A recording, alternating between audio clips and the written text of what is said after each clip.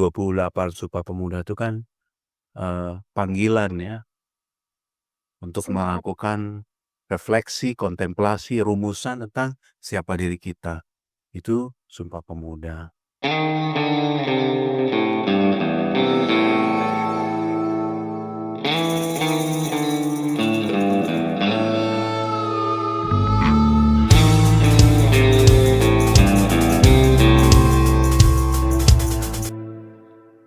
Iya, ini akan menjadi diskusi yang sangat seru sekali, Prof, Oke, ya. ketika, kita tahu bahwasanya saat ini kondisi masyarakat sipil, dan di sini juga teman-teman civilians yang Dan dipanggil pilihan ya. ya, merupakan salah satu komponen dari masyarakat sipil itu sendiri, Pasti. ikut, berdinamisasi dalam, Ya. proses perubahan-perubahan pergeseran yang terjadi, Hmm. dalam pergerakan masyarakat sipil di negara kita saat ini. Apalagi Prof, tadi di-mention juga oleh, Civilians AI bahwasanya, saat ini kita berada di era yang serba digital ya, digitalisasi Prof. Tadi disebutkan era TikTok Prof. Jadi banyak sekali informasi-informasi yang datang dengan cepat, diakses begitu mudah oleh para civilians, dan ini tentunya, pasti akan berpengaruh besar ya, Ya. terkait, bagaimana pergeseran-pergeseran masyarakat sipil dan tentunya gak luput dari ketegangan-ketegangan yang terjadi dalamnya. Oke. Oke baik Prof, diskusi ini akan sangat menarik dan civilian saya rasa pun dengan saya sendiri Prof sudah sangat, menantikan sesi diskusi sore hari ini oleh karena itu Kita ikuti ya. iya betul Prof, layar dan waktunya saya Nah, persilakan dengan Prof Bambang. ya. Jadi mungkin di awalnya nih, terima kasih Ade Ulfa ya, kita panggil Ulfa ya. Dan juga teman-teman semua yang ada di ruang Zoom dan dimanapun ya. Jadi boleh dibilang mungkin hal yang pertama, setiap era punya pesan, setiap era kehidupan kita. Kalau kita bicara digital atau non-digital itu kan medianya. Tapi yang penting kan pesan sejarahnya. Pesan sejarah itu artinya setiap era punya pesan yang ingin disampaikan. Dan itu yang menggerakkan kita sih. Jadi kita semua nih civilians kan dalam era katakanlah tahun 2025, tahun 2020 sampai 2030, 2020 nanti. Sebenarnya mengusung gitu, Lufa, tema khusus. Kalau era sebelum merdeka tentu ada pesan identitas kebangsaan. Nah, identitas kebangsaan itu pesannya. Kita ingin hadir sebagai diri kita, orang Indonesia yang bukan disebut inlander karena dianggap sebagai orang pribumi dari warga dari luar kan. Nah, ketika kita sudah merdeka lalu kita ada konsolidasi, itu era 60-an, 50-an, bahwa kita sedang menata kehidupan berbangsa bersama. Pesannya adalah persatuan memang, persatuan dan membangun tata laksana kenegaraan dan kebangsaan. Jadi boleh diikuti kan perkembangannya di era tahun 60-an, mungkin ya kita bisa mengikuti era berbagai ya formula-formula demokrasi dan kepemerintahan ya kan begitu ya. Ini kita nggak mendalami khusus ya mengenai era itu, tapi pesannya adalah konsolidasi kebangsaan.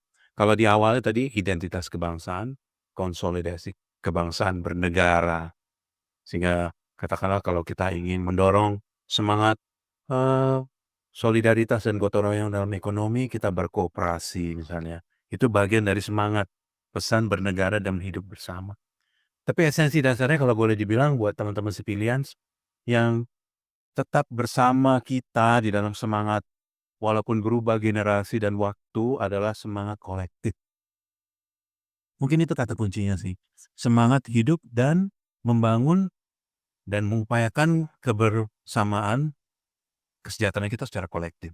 Makanya namanya keadilan sosial. Berarti sosial itu berarti diusahakan secara kolektif. Ada peran negara dan masyarakat. Itu kira-kira sih plannya.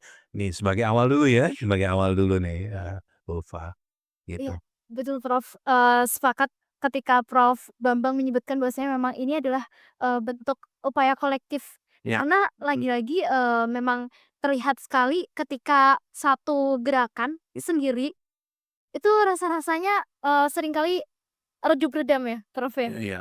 Jadi ketika gerakan itu dikolektifkan, akhirnya, ada gelombang-gelombang yang mungkin lebih besar gitu ya, Prof.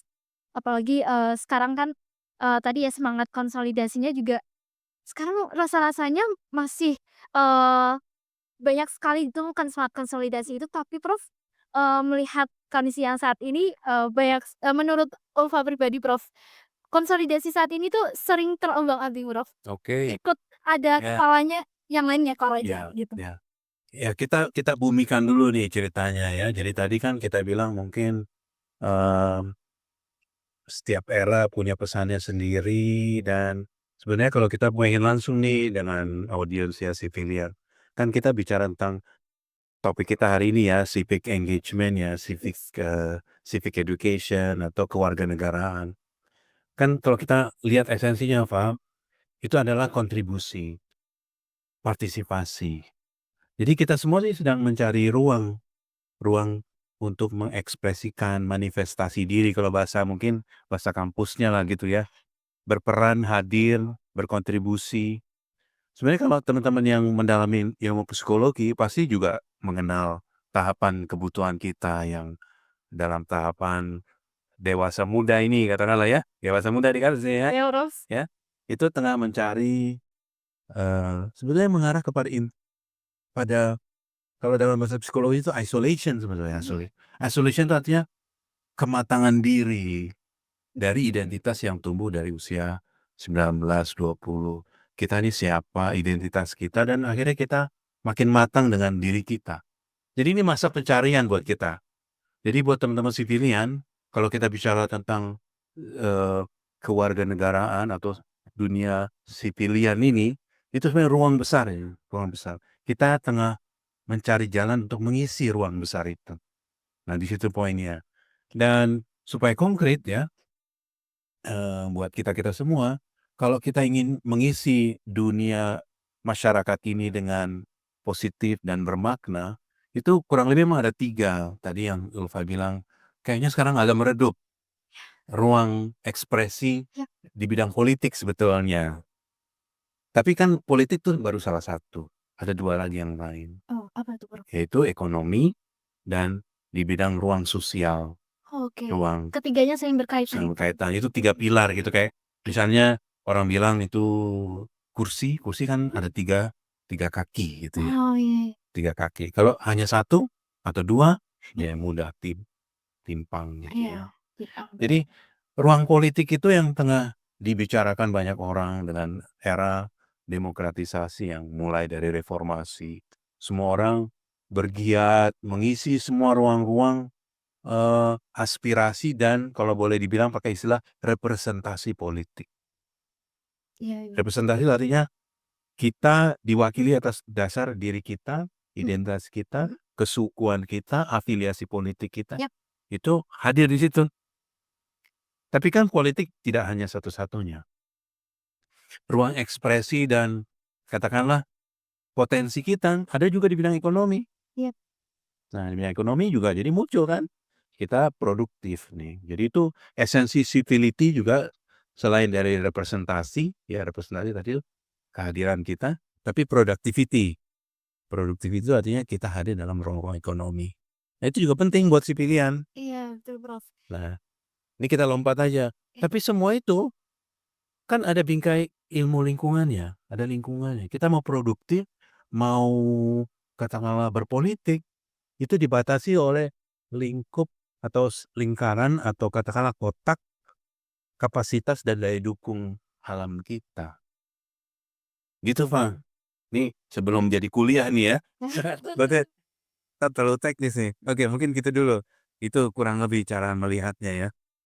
Tadi ada, memang berangkat dari esensinya dulu ya Prof, Iya. dari esensi bagaimana dari masa ke masa pasti ada pesan yang memang, Iya. harus digerakkan secara kolektif, kemudian juga ruang-ruang, kolaborasi tadi bukan hanya di satu ruang saja, tapi civilians ini bisa berperan di banyak sektor, tadi yang Iya. disebutkan ada pilar Betul. ekonomi, sosial, selain Ya. politik ya. Nah, ini ada diagram tadi itu ya. Ini 3 yang nah ini pun boleh juga sebenarnya kita jelaskan. Jadi kalau tadi kan memang disebut-sebut evolusi ya. Evolusi kan berarti tumbuh dan berubah ya. Betul, ada perubahan. Perubahan dari masa-masa dari sekitar tahun 28 Sumpah Pemuda itu kan, panggilan ya untuk Semangat. melakukan refleksi, kontemplasi, rumusan tentang siapa diri kita. Itu Sumpah Pemuda. Selanjutnya kemerdekaan 45 ini kita lompat-lompat saja langsung. Lalu kita meneguhkan kita sebagai bangsa yang merdeka, mempunyai kebebasan. Nah, kebebasan lalu masuk pada era katakanlah Orde Baru nih, kita lompat dulu masa pembangunan. Itu penekanannya pada produktivitas ekonomi. Nah, eranya jadi berbeda-beda dan penekanan pada bentuk partisipasi kita di dalamnya juga berubah-berubah. Nah, kita lanjut ya nih sampai reformasi, lalu kita representasi, lalu partai politik juga menjadi sesuatu yang sangat penting karena kepemimpinan dan politik itu diwakili kepentingannya melalui partai politik. Tapi kan seterusnya kita bicara bahwa keterbukaan itu dan politik itu harus menghasilkan kemampuan kita untuk hadir sebagai bangsa yang kompetitif dan dihormati. Makanya kita sebut ASEAN dan masyarakat global tahun 2020-an gitu. Nah, ini sekarang 2025 dengan perkembangan global, ini gambar udah nggak cocok lagi sebenarnya. Ada lagi yang baru, mestinya bikin slide baru ya. Tapi itu definisi yang nanti kita akan serahkan kepada civilian sendiri. Bagaimana nanti kita merumuskan sebenarnya pesan sejarah kita sebagai komponen masyarakat aktif, civil society itu apa sih? Apakah keberlanjutan, ataukah keamanan, keselamatan? Nah, itu bisa kita diskusikan tuh. Iya, baik, Prof. Jadi memang, balik lagi, ketika saya jadi teringat satu ini, quotes, Prof. Kata-kata nih, Prof. "Setiap masa ada orangnya," katanya. Iya. Nah, jadi, dari yang Prof Bambang jelaskan bahwasanya memang di situ, setiap masa pastinya, ada pergerakan-pergerakan atau landasan-landasan kolektif tadi yang melandasi, akhirnya ada evolusi secara historis tadi. Dan setiap orang ada masanya juga, Iya, betul, Prof. gitu ya. Ya. Jadi memang Setiap masa ada orangnya Kan dan setiap orang ada masanya. Jadi penggalan itu akan memberikan panggung. Panggung itu artinya memberikan kesempatan mengekspresikan gagasan dan idealismenya. Gitu kan? iya, Idealismenya. Pesannya apa tuh gitu. Nah, setelah kita masuk dalam masyarakat global, kita ingin memberikan pesan apa, dan teman-teman adik-adik sipilian kan harus mengusung idealisme itu dan memancarkan dengan narasi, cerita, ekspresi, aktivitas bahkan gitu yang konkret. Nah, di situ tuh kita sebutnya sebagai active citizens. active citizen. Ya, active citizenship ya. Ya, active citizenship itu artinya ya suatu rumusan tentang kontribusi aktif dari warga negara dalam ruang yang terbuka dalam masyarakat.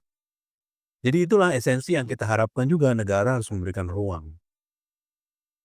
Dan adalah rugi sekali negara yang tidak memberikan ruang ekspresi, manifestasi, ekspresi dari potensi Potensi pemuda. dan aspirasi pemuda. Nggak boleh ditekan ya gitu, supaya karena masa depan sangat tergantung pada olahan dan katakanlah apa ya, tempaan ekspresi seperti Ulfa dan teman-teman sipilian itu pasti punya jam terbang ya, boleh dibilang, dalam berelasi dengan masyarakat, gagal dan sulitnya. Bahkan mungkin kalau kita bilang ya mungkin banyak cobaan-cobaan yang membuat kita menjadi tangguh ya. Dan itu menjadi seorang future Belajar ya? leaders ya. Iya. Nanti saya akan mau sambung lagi deh nanti ceritanya. Tapi ini kan definisi ya. Oke. Nah, from personality to citizen itu artinya dari potensi diri yang sifatnya egoistik itu diri kita, tapi menjadi komunal, menjadi apa namanya, elemen yang berbaur dalam kepentingan bersama, kolektif tadi itu istilahnya. Jadi kata kuncinya adalah kita semua untuk menggarisbawahi kata kunci, semangat kolektif tadi, gitu ya. Itu apa sih?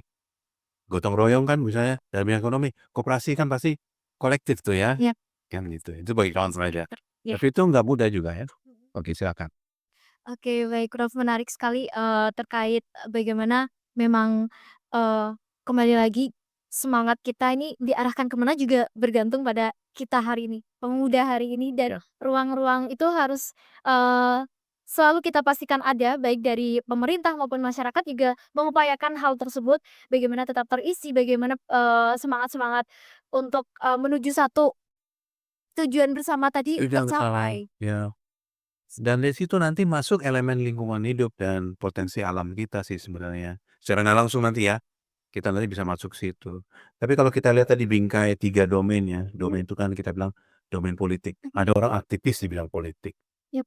ada aktivis di bidang ekonomi, ada aktivis yang gerakan dan kegiatannya benar-benar membaur dan melayani masyarakat. Tapi kan ketiga-tiganya jangan mengorbankan lingkungan alam kita. Misalnya, ya untuk kepentingan politik kita menggadaikan, memanfaatkan alam. Ekonomi juga demi pertumbuhan menghabiskan. Iya, eksploitasi Nah, besar-besaran. kayak gitu kan. Iya. Jadi tetap dalam bingkai itu kesadaran kita nih Hmm. teman-teman dari civilian, dari GLI ya kan, Green Leadership nih Iya, Prof. kan. Ini teman-teman civilians Ya, di kelas Civic Education, Prof. civic education. Yap. Jadi kita bisa aktif di bidang politik, kita bisa aktif di bidang sosial, pelayanan manusia, kita bisa aktif di bidang ekonomi. Tapi bingkai Indonesia istimewanya nih, Bapak, adalah bingkai ekosistemnya. Oh iya. Secara menyeluruh ya, Prof. Menyeluruh. Jadi kan tahu deh kita ya kan, Iya.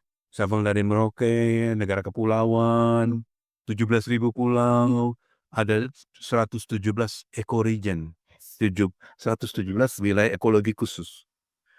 Indonesia bagian barat, Indonesia bagian timur. Flora dan faunanya beda-beda. Yap. Dibatasi. Nanti itu ada jadi definisi bidang ekonominya juga, potensi ekonominya, ekonomi lokalnya, ketahanan panganannya, sumber pangannya yang sangat beragam. Pokoknya kan udah tahu kan semua kan, udah tahu kan. Tapi intinya gitu, jangan sampai politik dan ekonomi itu mengorbankan lingkungan, tapi justru memuliakan lingkungan supaya kita bisa hidup lintas generasi dan akan mewariskan pada generasi berikutnya gitu. Oke. Jangan terlalu bingung ya. Iya. Gitu. Siap, Prof. Jadi lagi-lagi ruang-ruang dan nilai-nilai tadi arahnya harus dipastikan juga memang berkelanjutan ya, Prof. Semangat berkelanjutannya harus Ya. tetap diusung. Dan setiap pulau kita, Yap. kawasan kita punya kekhasan sendiri, flora faunanya Iya. yang membangun identitas dan juga kearifan, warisan dan juga ya mungkin kalau dalam bahasa dahulu ya identitas leluhur kita.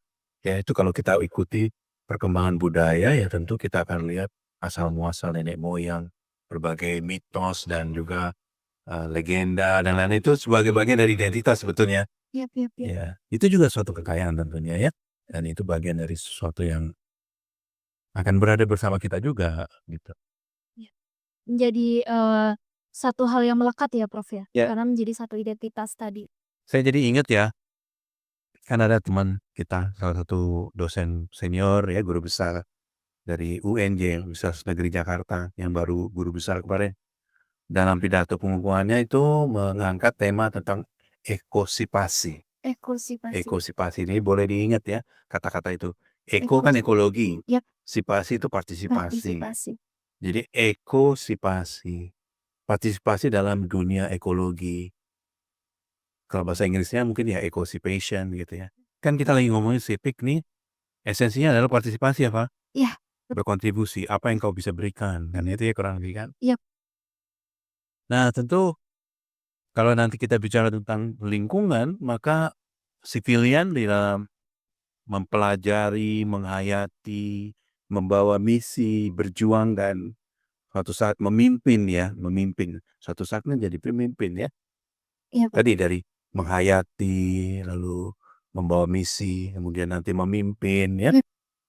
Itu kan sebetulnya adalah penghayatan tentang nilai dari lingkungan hidup kita itu ya. Jadi ekosipasi itu namanya. Memanifestasikan kontribusi terhadap lingkungan, ecosipation. Itu ada kata baru ya. Iya, Boleh tuh istilah di Google atau di search gitu. Iya. Ya. Istilah baru yang cukup menarik, Prof. Ternyata memang lagi-lagi nilai-nilai tersebut itu saling berkaitan, di mana itu tuh seringkali seringkali tidak disadari oleh mungkin saya sendiri gitu. Bahwasanya memang keterkaitan-keterkaitan itu tuh seharusnya menjadi langkah awal gitu ketika kita bermasyarakat, kemudian Betul. eee, melakukan satu gerakan bersama seperti teman-teman, civilians di sini. Ya, jadi kan begini juga ya, mungkin menyambung tadi yang Ulfa ceritakan ya. Kita ini kan kalau dalam perkembangan kedewasaan kita nih, teman-teman civilian, katakanlah umur usia 20 nih ya. Yap. Dulu memulai aktivisme dalam bidang ekologi, dalam lingkungan itu mungkin tak umur 19 atau 18 kan gitu ya. Ini kan kita tengah dalam masa membangun identitas diri kita sebetulnya. Dan dalam perjalanan kematangan kita, apa sih yang menjadi energi kita untuk tetap komit dalam bidang ini misalnya? Adalah keberhasilan-keberhasilan, reward dari apa yang kita dapat dari usaha kita. Menanam pohon, pasti kan kita membayangkan itu nanti suatu saat akan memberi keteduhan, misalnya kata gitu ya, contohnya aja ya, keteduhan. Itu Iya. kan menjadi reward, kita ternyata bermakna juga ya langkah kita. Nah ini harus kita pastikan nih, negara harus memberikan ruang ekspresi, tindakan konkret, supaya masyarakat itu juga merasa bahwa dirinya itu pernah merasa merasa hebat lah gitulah ya. Yap. Dan itu yang menjadi pompa energi terus untuk semakin lama makin meningkat bentuknya, lama-lama dia jadi pemimpin. Tapi harus dimulai dengan partisipasi yang positif yang membuat dia merasa ada reward ya. Reward itu apa mungkin bahasa yang lainnya ya? Apresiasi. Kepuasan. Oke, Wah, apresiasi. iya. Oke. Nah, di situ kita harus melihat bahwa orang tuh berhasil loh pada tiap perjalanan kematangan psikologisnya. Iya. Jadi ini psikologi dari relawan ya, psikologi dari civil society itu ada juga sisi itunya. Harus kita pastikan nih, civilian tuh merasa puas dengan dirinya telah berbuat sesuatu yang memang konkret. Itu ceritanya. Oke, Prof. Ya. Menarik sekali, dari peran-peran pemuda dan juga bagaimana partisipasi itu akhirnya diperlukan dan memang harus dilibatkan. Gila. Menurut Prof. Bambang sendiri, apakah saat ini memang ruang-ruang keterlibatan itu, eee, masih, apa ya Prof, masih terbuka lebar untuk, teman-teman civilians ini? Karena mengingat Ulfa sendiri merasa bahwasanya keterlibatan itu seolah-olah hanya, formalitas, Prof. Kebanyakan kita, oke bersama-sama kita beraksi, melakukan aksi, namun tidak ada tadi proses keberlanjutannya belum terasa. Menurut Prof Bambang seperti apa, Prof? Ya, memang kalau kita bicara politik dan demokrasi itu sebenarnya ruang ekspresi kepentingan ya. Mhm. Itu esensinya sih. Dan esensi dari kepentingan politik itu memang diperjuangkan lewat lembaga politik, partai, dan Mhm. kepemiluan lah ya. Iya. Tapi kan tadi saya katakan ruang yang tadi Ulfa tanyakan apakah sekarang menyempit atau tidak. Memang ada catatan begitulah ya, saat ini memang ruang politik menjadi terlalu masif, kekuatan koalisi-koalisi yang tidak memberi ruang sisa yang apa namanya yang memberi kesempatan buat masyarakat civil society. Karena apa? Karena saat ini juga sentralisme nih kalau kita lalu masuk dalam yang agak serius nih ya. Agak kayak tadi juga serius sih. Maksudnya kalau kita bicara politik ini kan kita bicara ada desentralisasi dan sentralisasi. Kalau bicara ruang inovasi, ruang pemikiran, ruang ide-ide segar, itu bila terjadi desentralisasi kalau menurut saya. Jadi ruang terbuka di masyarakat seperti di wilayah-wilayah di provinsi, kabupaten gitu ya, yang bertanggung jawab ya. Iya. Dana publik diberikan kesempatan buat masyarakat. Tapi kalau sentralisme semua ditentukan oleh Jakarta Yes. dan dianggap uniform lagi, udah sentralistik uniform lagi. Satu rumus diberlakukan untuk semua kawasan kabupaten yang jumlahnya 570 kabupaten misalnya dan kota. Kan beda-beda kultur dan ekologinya Iya. berbeda-beda. Nah di situ tuh, masalahnya ada di situ sih kalau menurut saya. Jadi seharusnya ruang partisipasi dan inovasi-inovasi itu diberikan kesempatan lebih banyak gitu. Lebih merata juga ya, Prof, Merasa dan seharusnya. dibuat dalam konteks kewilayahan dan ekologi. Mhm. Misalnya ekologi itu ekologi sungai, ekologi pegunungan, ekologi pesisir, kan beda ya. Iya. Jadi pelayanan publik juga kalau misalnya di wilayah yang masyarakatnya jauh tinggal di pesisir sepanjang sungai yang ratusan atau ribuan, ya bisa ribuan kilo ya. itu berarti misalnya, puskesmas keliling misalnya gitu ya, itu menyelusuri sungai gitu kan. Yap. Nah, itu kan berarti ada konteks wilayahnya, Iya. tidak hanya uniform dari Jakarta satu bentuk saja. Ini contoh aja, Pak. Siap, Prof. Itu, memang lagi-lagi ruang tadi seharusnya disesuaikan juga dengan konteksnya ya, Prof. Kontekstualisasi ruang, partisipasi. Namun Prof, melihat, tadi ruang-ruang ketika rasa-rasanya Hmm, sudah mulai, menyempit. iya menyempit nih. Sebenarnya, ketegangan-ketegangan yang terjadi ini juga berasal dari, kebijakan-kebijakan pemerintah itu sendiri kan, Prof. Ketika, tadi, kita pengen berkontribusi lebih nih, berpartisipasi lebih, tapi pemerintah seolah, menangkapnya, oh ini, sepertinya bukan suatu kolaborasi, melainkan mungkin indikasi ancaman menurut mereka. Jadi ada ketidaksepahaman di sana menurut, Ulfa. Kalau menurut Prof. Bambang melihat ketegangan-ketegangan tadi seperti apa?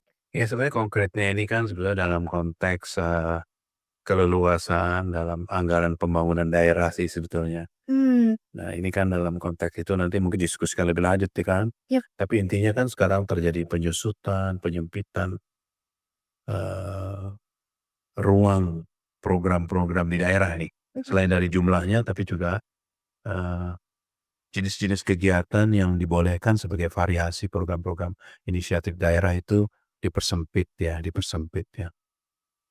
Nah, di sini sebenarnya jadi persoalannya. Jadi anggaran daerah, pembangunan daerah itu menyusut karena berbagai bentuk efisiensi, yang mana itu sebenarnya andalan kita, Yap. teman-teman di daerah, di kabupaten kota, untuk membangun inisiatif-inisiatif berbasis kondisi dan konteks lokal gitu ya.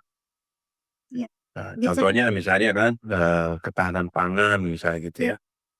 Ini yang disebut dengan ketahanan pangan itu kan ketahanan pangan lokal mestinya, bukan ketahanan pangan nasional. Mhm. Nah, ketahanan pangan lokal itu artinya apa? Potensi pangan-pangan yang tumbuh di kawasan-kawasan yang berbeda yang khusus itu. Dan itu harusnya menjadi inisiatif dari Pemda untuk mendorongnya. Nah, perlu inisiatif yang spesifik. Dan itu perlu menjadi program dinas pertanian dari eh, provinsi maupun kota atau kabupaten. Nah, Iya, iya. Nah, itu perlu anggaran. Tapi Iya. sekarang semua harus seragam. Nah, ini soal penyeragaman. Sentralisasi dan penyeragaman. Hanya program-program tertentu saja. Iya. Nah, itu sebenarnya kalau mau dianalisa secara spesifik itu merupakan satu penyempitan, apa namanya, Ruangnya. ruang dan kontekstualisasi. Berarti Nah, memang itu ya. memang pembatasan-pembatasan yang secara nggak langsung tuh memang terjadi ya, Prof? Ada penyeragaman yang, oke berarti dibatasin sekian, harus seperti ini, demikian, dan itu memang sedikit Ya menyulitkan ya, Prof? ya mungkin nanti perlu dibahas lebih lanjut teman-teman sendiri di masing-masing kawasan ya. Di daerah-daerah kabupaten, di provinsi, melihatnya bagaimana sih sekarang ruang gerak Pemda sendiri seperti apa keterbatasannya, ya. Tentu mungkin ada juga satu pandangan bahwa, ruang kebebasan dan penganggaran yang lebih leluasa di daerah selama ini belum cukup bisa dipertanggungjawabkan, itu juga ada satu pandangan juga kan. Jadi Iya. sebaiknya memang formulanya ditetapkan dari pusat, misalnya begitu. Nah, cuman begini, yang penting sih sebenarnya ini pesannya adalah bahwa walaupun terpusat ya, tapi sebenarnya dia harus menjawab kebutuhan lokal. Seringkali poinnya adalah begini, yang menjadi kepentingan adalah kepentingan nasional. Yap. Nah, misalnya gitu tadi, contohnya ketahanan pangan, Yap. ketahanan energi, itu kan yang dimaksud adalah ketahanan energi nasional, Iya. ketahanan pangan nasional. Padahal ketahanan pangan itu juga diperlukan di tingkat lokal dan ketahanan energi juga ada di tingkat lokal. Nah, itu yang harus difasilitasi juga gitu, poinnya itu ya, Mhm. gitu. Betul. Padahal mungkin bisa jadi juga ketika, skala lokal terpenuhi, maka skala nasional itu bisa menjadi Kurang lebih indikator ya ya. Oke. begitu sih maksudnya. Seharusnya seperti itu, namun ya. Itu ceritanya ya, itu yang membuat jadi kalau kita bilang ya, kompleksitas namanya. Dan kalau bahasa positifnya mungkin dinamika ya, kompleksitas dan dinamika. Nah, di situ kan ada tarik-menarik dan Itu memang kalau dalam ilmu sosial ya dipelajari tentang analisis politik, analisis, eee, pemerintahannya. Mhm. Tapi buat kita-kita ini yang sebenarnya dalam hati kan teman-teman nih idealismenya tinggi, ingin ingin hadir berperan serta. Yang penting sebenarnya adalah ruang itu yang diperjuangkan agar kita bisa menanam mangrove, bisa menanam, ya mungkin rehabilitasi sungai, mengolah sampah, tidak mencemari sungai dengan, bahan-bahan toksik dari pertambangan. Jadi memang ada elemen-elemen yang bervariasi dengan konteks wilayah dan kawasannya sendiri. Kan ada wilayah pertambangan, ada wilayah hutan, ada wilayah ya, nanti teman-teman bisa cerita sendiri tuh ya. Itu menjadi kekayaan dari Yayasan Hijau kita dan, kekayaan dari masing-masing, batch ya. Batch itu Betul. gelombang dalam GLI ini ya. Iya. Green Leadership Indonesia. Ulfa juga termasuk? Iya, Prof. Oh, Ya, dan teman-teman civilians ini, eee, civic education ini sudah berlangsung selama 7 kali, Prof. Ini kelas ke-7 dan, kebetulan kita juga ada learning management system nih, Prof. Karena tadi Prof ada live. mention, Oh. bagaimana teman-teman untuk melihat, eee, mungkin postingan reels yang disampaikan di LMS ini boleh untuk disaksikan ya, Prof, ya, oleh teman-teman Slide civilians. slides yang piramida. Dan saya jadi ingat ada satu slide yang saya juga sediakan ya, yang itu piramida dari apa yang disebut dengan kontribusi. eee, nah ini dah kita ya. Jadi Jadi kita nih ada di mana nih sekarang nih teman-teman, sivilian nih. Apakah kita pada tahap hadir aja dalam acara? Itu juga udah bagus loh, itu juga udah partisipasi.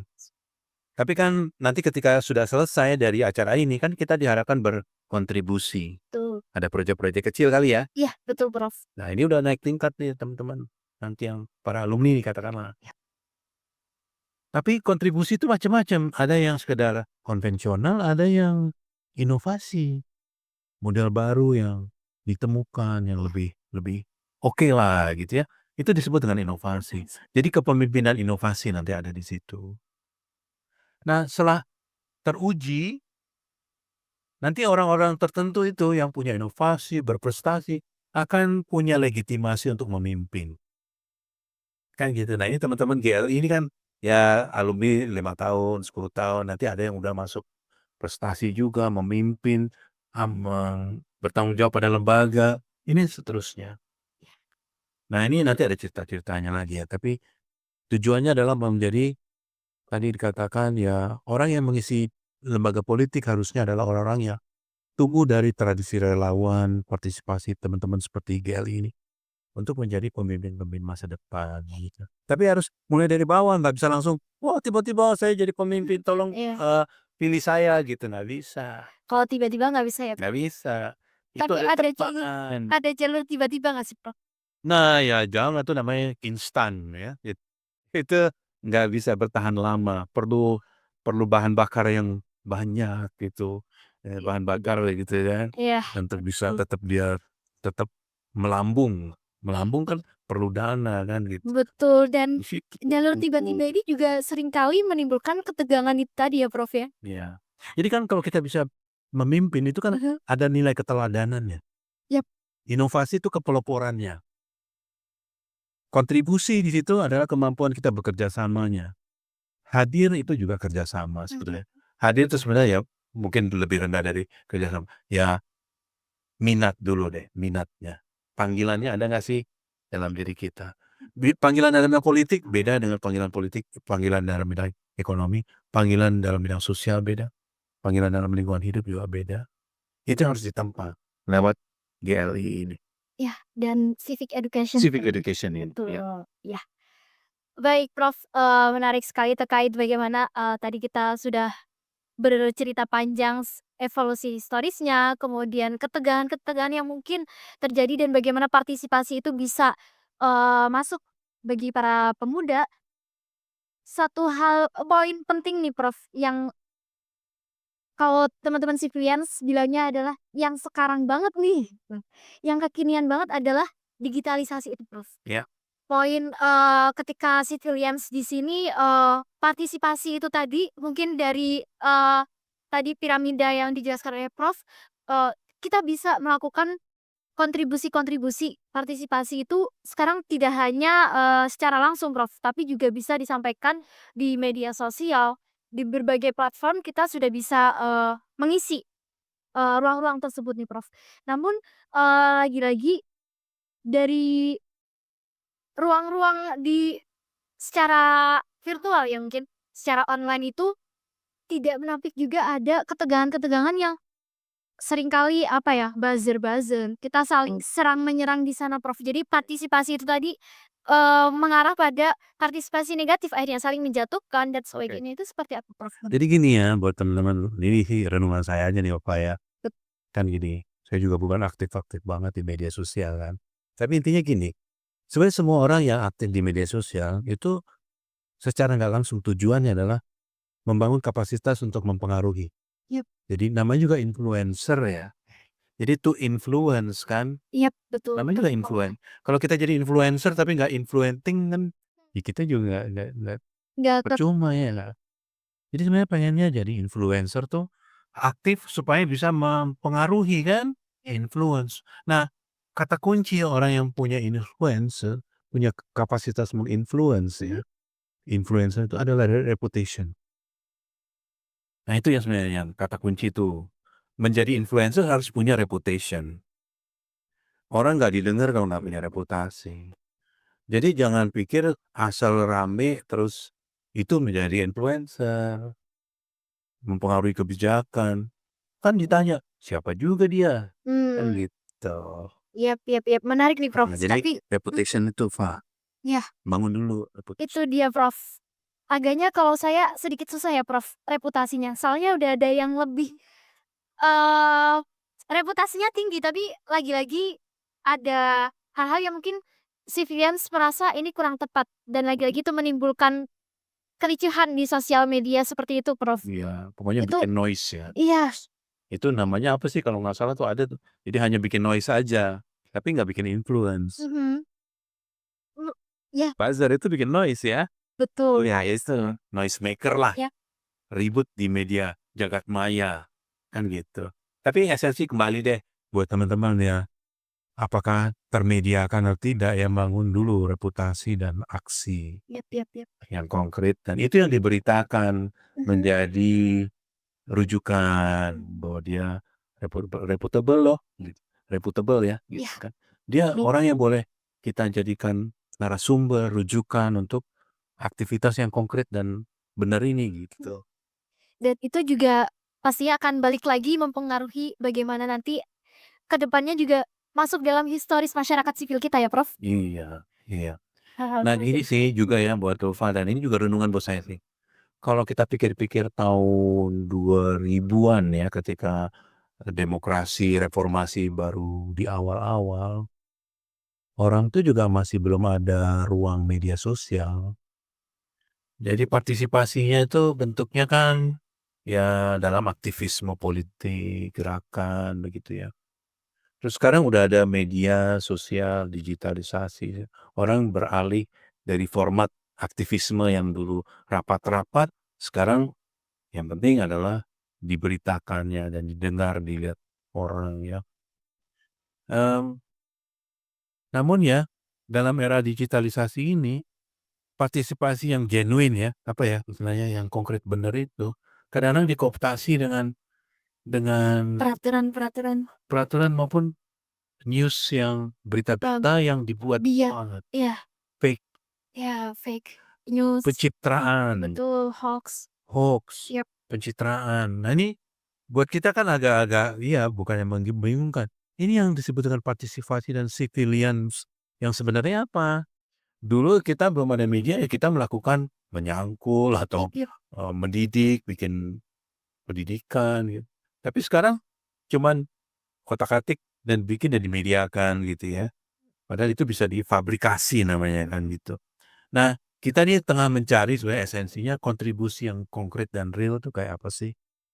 Nah, jadi jangan dilupakan, yang konvensional dengan yang modern yang baru ini, gitu. Oke, baik. Prof. Bambang terima kasih banyak Oke, atas waktunya, sama-sama. sore hari ini. Makasih. Yap, saya selaku moderator, mohon maaf teman-teman Civilians atas, kurangnya mungkin dalam menyampaikan atau memandu diskusi sore hari ini banyak kurangnya, mohon maaf. Terima kasih banyak. Aku tutup. Wassalamualaikum warahmatullahi wabarakatuh.